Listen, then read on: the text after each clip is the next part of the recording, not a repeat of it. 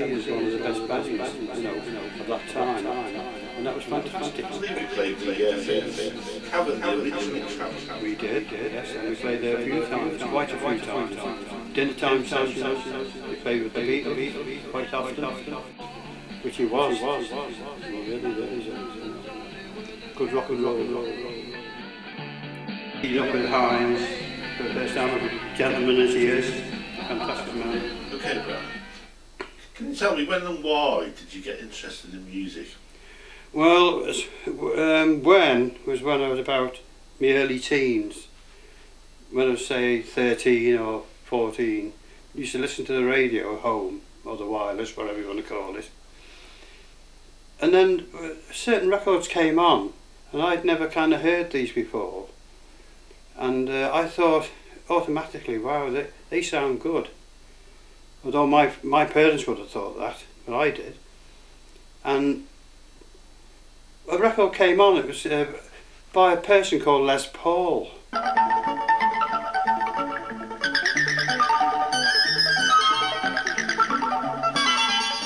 I'd never heard anything like it in all my life. I'd never heard it in this country. There was no known, electric guitars weren't known, you know, as such. And I said, wow, to myself, like, you know. And it got on the increase. Each Sunday there was more things being come, and it was like the beginning of a changeover from the old crooners to a new style that came from the States. And along came Bill Haley. And I said, well, put the icing on the cake. That was the top of it. It was fantastic. Rock around the clock. Never heard anything like it in all my life. It was superb. And that was the beginning of rock and roll. None of my parents liked it. And no, I don't think many other parents liked it either. You know, because it was a new thing come on our market. It came over from the States to Britain. And skiffle came out in Britain, which was like a poor man's rock and roll, because that's all we could afford, a cheap guitar, you know. And from there on, it increased 100%. Rock and roll was really coming into this country with a vengeance, as they call it. And then, of course, a lot of British rock and rollers came out of their little boxes and started rock and rolling here as well. You had Lon Donegan first, of course, the skiffle. You had Johnny Duncan and his Bluegrass Boys, which you see on the wall there, and people like that, which were topping the charts. But there was also rock and roll that came. It was like a up and down, rock and roll skiffle, and in the end, rock and roll took over, and that's where I got the interest in music. Did you get any help learning to play the guitar? In fact, I did. A gentleman that lived in Hoylake, over the lines, over Car Lane there, in Georgia Road. I forgot his name, but he was a well-known Hoylake person, a fisherman. He used to go around with a cart with fish and selling fish. You probably know his sons more than I do. And I got talking to one of his sons, and he said, my dad plays the guitar, or plays a few chords on it, you know, on the guitar. I said, wow, do you think you should tell me how to play the simple chords? I said, because I'm learning. So I got myself a cheap guitar, and that's all we could afford, cheap guitars.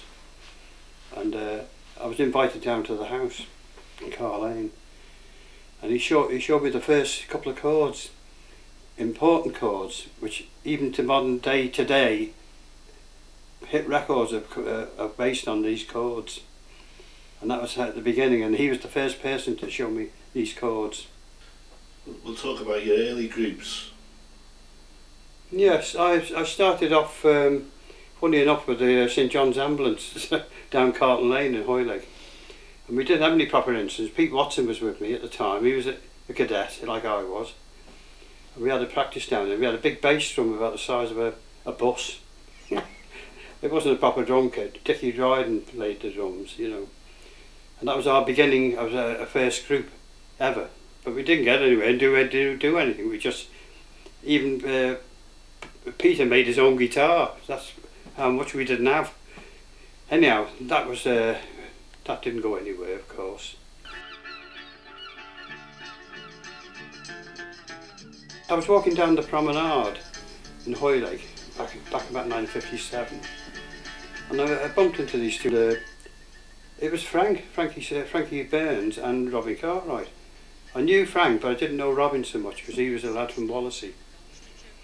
And he said, "Hey, you're Brian Woods, aren't you?" I said, "Yes, I think I am this week anyhow."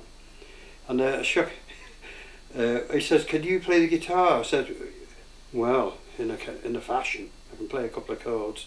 He says, "Do you want to fancy starting a little band up, a little group?" I said, "Oh, we'll have a go for a laugh." So we started practicing in Robin's house. We lived on the promenade in his attic, and we started with skiffle playing, and that was in the end we used to practice at the YMCA Hoylake, which is now no longer there now, of course. And we used to practice there a lot, and we did Saturday nights. We started the dances up at the YM as the Moroccans, the original Moroccans. And one day we asked I forget his name now, Charlie Tranter. Charlie. Yeah, would you be able to pay us a couple of pence? You know, that's more or less it was, a pound each, you know.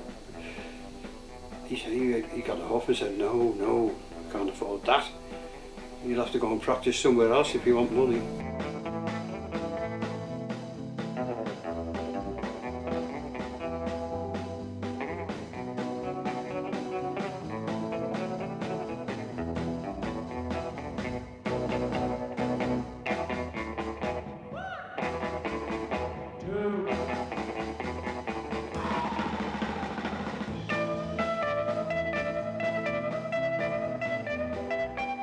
He got rid of us, and then I wouldn't say in a nice way either, but then on the top of that he started getting these other outside bands from Liverpool coming in, and the Beatles were one of them, Cilla Black was another one, Jerry and the Pacemakers, and different Merseyside bands appeared.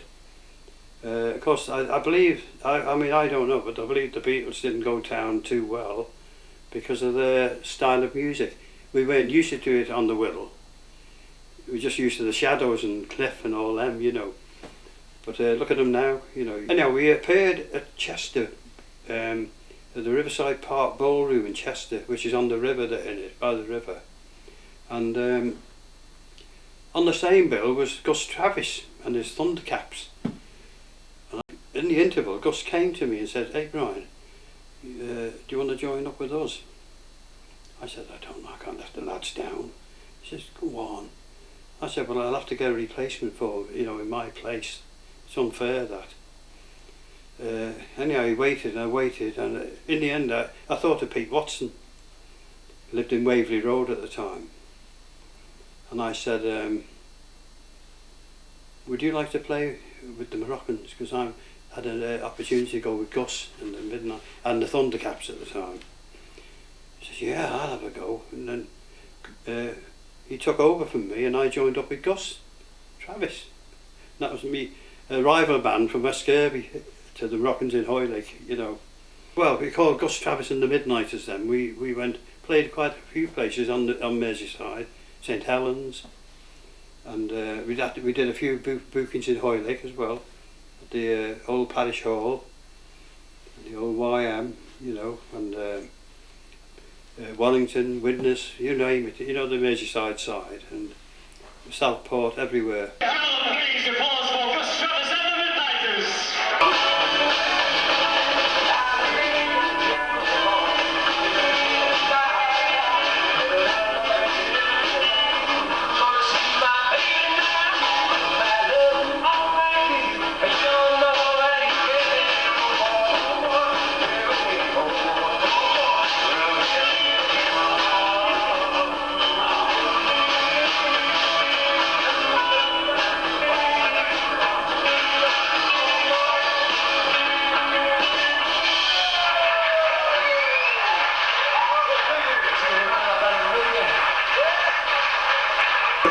The tower in New Brighton with Little Richard and the Beatles.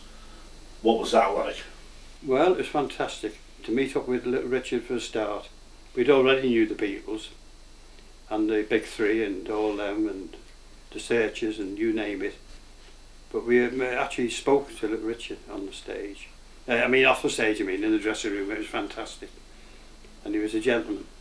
Although he's a big, fantastic rock and roller. Finest in the world, in fact.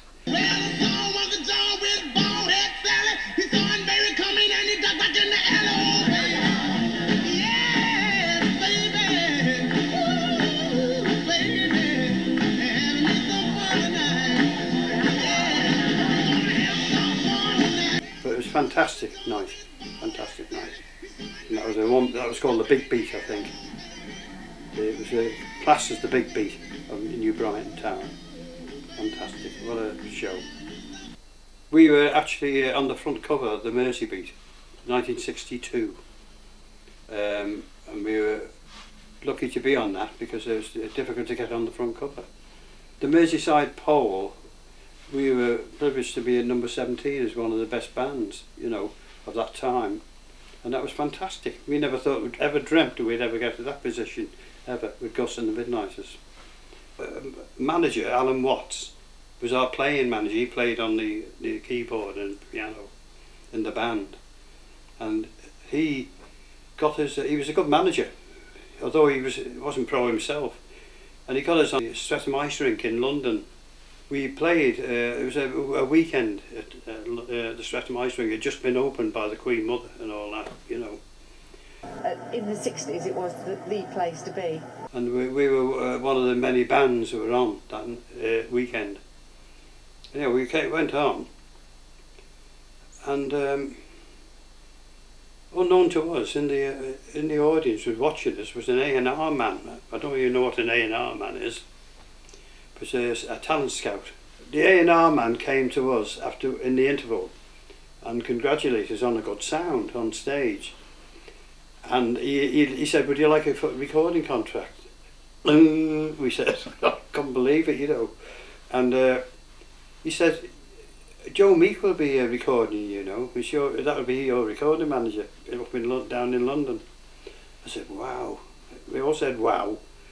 Anyhow, we had the opportunity to go professional. We had to go and do this sort of thing. And Gus told us in confidence. I'm not talking about on the night, but when we had a break and when we went home, in confidence, that he didn't want to turn pro because he had a good job. I didn't have a good job, and the rest of the lads didn't really have a big job.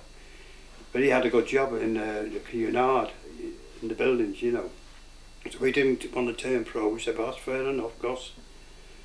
So our manager went to Birkenhead looking for another singer. And he had looked at this Merseyside band that was on. It was Deddy Wilkie and the Pressmen.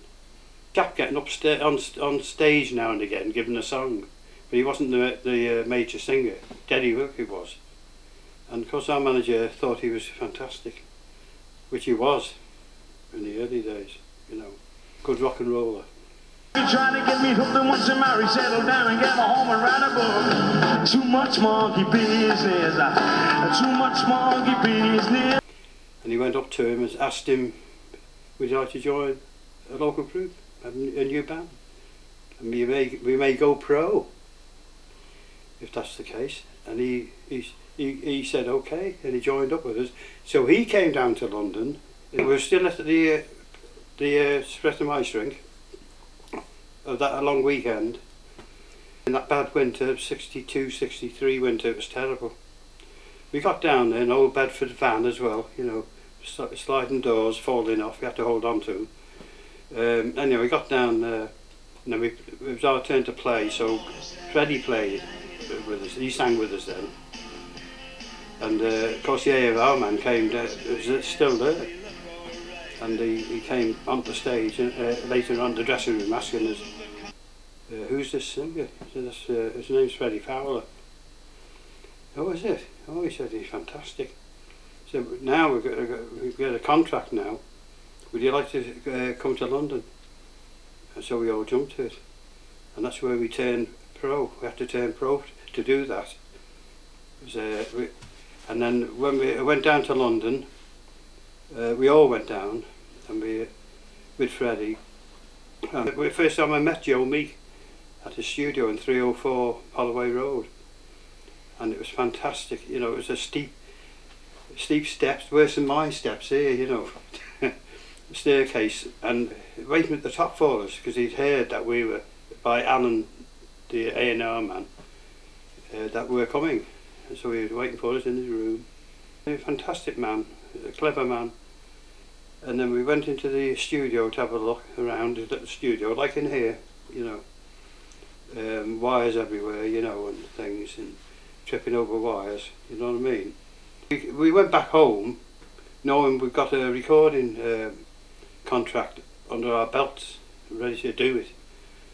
So all the dates were made to go back as a new group. And then we went back with Freddie. And we were in digs in Holloway Road then, and we made a record with Freddie, which was called Who Told You. Like, we're in the studio, and we were all sitting down around and all the mics were fixed up and all that, ready to do Who Told You and all this. And Freddie, as daft as he is, Joe would be in his other room, all the knobs and that going like this. The tapes and that, you know, massive tapes he's got. And he said everything was going well, you know, fantastic. And Freddie said, didn't say, he just started going, put